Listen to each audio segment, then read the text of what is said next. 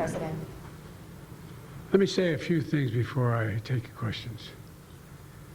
As you know, the special counsel released his findings today about their look into my handling of classified documents. I was pleased to see he reached a firm conclusion that no charges should be brought against me in this case. This was an exhaustive investigation going back more than 40 years, even into the 1970s when I was still a new United States Senator. The special counsel acknowledged I cooperated completely. I did not throw up any roadblocks. I sought no delays. In fact, I was so determined to give the special counsel what he needed, I went forward with a 5-hour in-person interview over 2 days on October the 8th and 9th of last year, even though Israel had just been attacked by Hamas on the 7th and I was very occupied. It was in the middle of handling an international crisis. I was especially pleased to see special counsel make clear the stark distinction and difference between this case and Mr. Trump's case.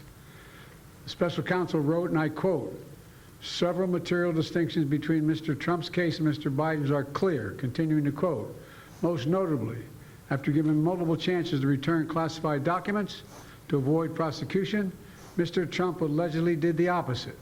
According to the indictment, he not only refused to return the documents for many months, he also obstructed justice by enlisting others to destroy evidence and then to lie about it. In contrast," he went on to say, "Mr. Biden turned in classified documents to the National Archives and the Department of Justice, consented to the search of multiple locations, including his home, sat for a voluntary interview, and in other ways cooperated with the investigation," end of quote. I've seen the headlines since the report was released about my willful retention of documents. These assertions are not only misleading, they're just plain wrong. On page 215, if you had a chance, I know it's a thick document. On page 215, the report of the special counsel found the exact opposite. Here's what he wrote. "There is, in fact, a shortage of evidence that I willfully retained classified materials related to Afghanistan." On page 12, the special counsel also wrote, for another documents, "The decision to decline criminal charges was straightforward. The evidence suggests that Mr. Biden did not willfully retain these documents. The evidence said I did not willfully retain these documents. In addition, I know there's some attention paid to some language in the report about my recollection of events. There's even reference that I don't remember when my son died. How in the hell dare he raise that? Frankly, when I was asked the question, I thought to myself, it wasn't any of their damn business. Let me tell you something. Some of you have commented, I wear since the day he died, every single day, the rosary he got from Our Lady of... Every Memorial Day we hold a service remembering him, attended by friends and family and the people who loved him. I don't need anyone to remind me when he passed away or if he passed away. Simple truth is I sat for a 5-hour interview over 2 days of events going back 40 years. At the same time I was managing an international crisis, their task was to make a decision about whether to move forward with charges in this case. That's their decision to make. That's the counsel's decision to make. That's his job. And they decided not to move forward. For any extraneous commentary, they don't know what they're talking about. It has no place in this report. The bottom line is the matter is now closed. I'm going to continue what I've always focused on, my job of being President of the United States of America. Thank you, and I'll take some questions. President Biden, something the special counsel said in his report is that one of the reasons you were not charged is because, in his description, you are a well-meaning elderly man with a poor memory. I'm well-meaning, and I'm an elderly man, and I know what the hell I'm doing. I've been president, and I put this country back on its feet. I don't need his recommendation. It's totally bad is your memory, and can you continue as president? My memory is so bad I let you speak. That's your memory has gotten worse, Mr. President? My memory is not good. My memory is fine.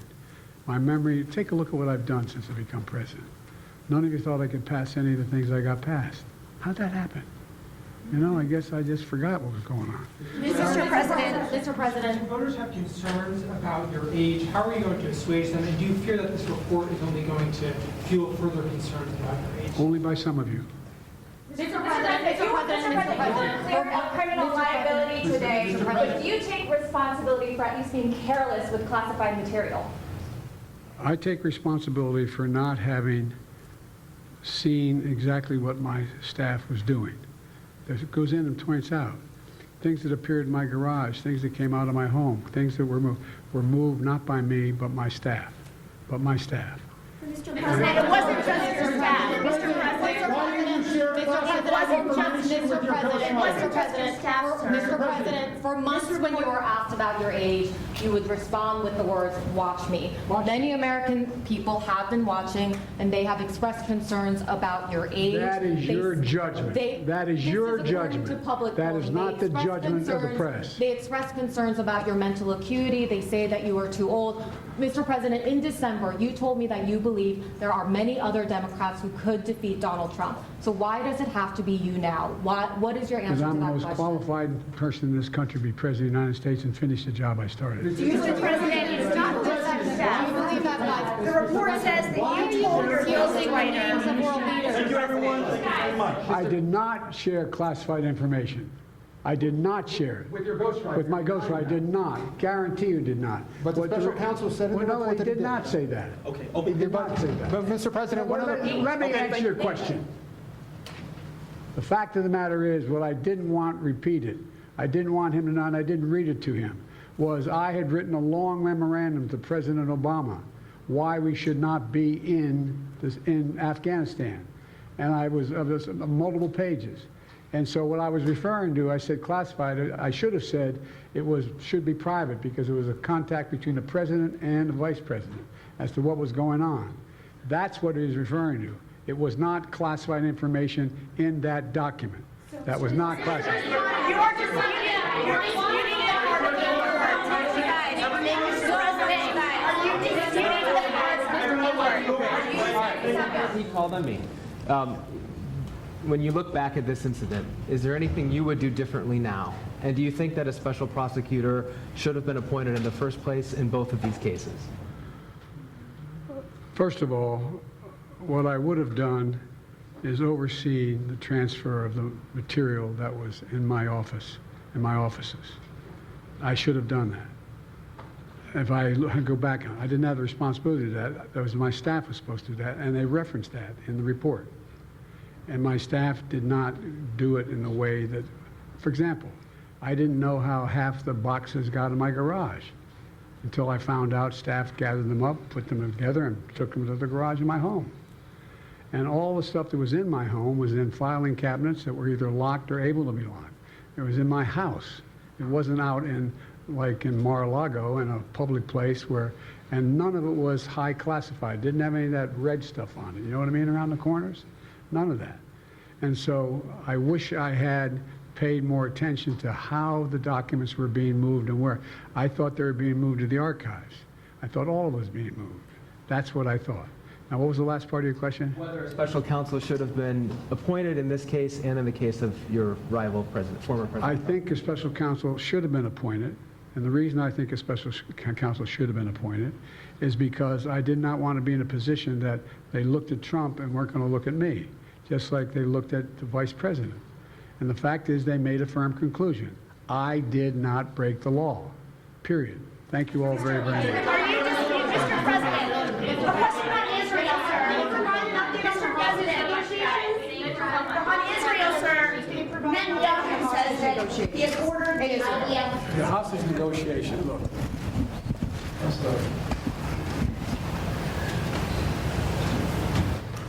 I'm of the view, as you know, that the conduct of the response in Gaza, in the Gaza Strip, has been over the top. I think that, as you know, initially the president of Mexico, Sisi, did not want to open up the gate to allow humanitarian material to get in. I talked to him. I convinced him to open the gate. I talked to Bibi to open the gate on the Israeli side. I've been pushing really hard to get humanitarian assistance into Gaza. There are a lot of innocent people who are starving, a lot of innocent people who are in trouble and dying, and it's got to stop, number one. Number two, I was also in a position that I'm the guy that made the case that we have to do much more to increase the amount of material going in, including fuel, including other items.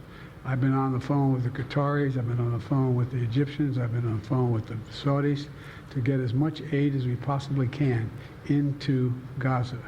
There are innocent people, innocent women and children who are also in badly in need of help. And so that's what we're pushing. And I'm pushing very hard now to deal with this hostage ceasefire because, I've been working tirelessly in this deal. How can I say this without revealing it? To lead to a sustained pause in the fighting, in the actions taking place in the Gaza Strip. And because I think if we could get the delay for that, the initial delay, I think that we would be able to extend that so that we could increase the prospect that this fighting in Gaza changes. There's also negotiations. You may recall, in the very beginning, right before Hamas attacked, I was in contact with the Saudis and others to work out a deal where they would recognize Israel's right to exist, make them part of the Middle East, and recognize them fully in return for certain things that the United States would commit to do.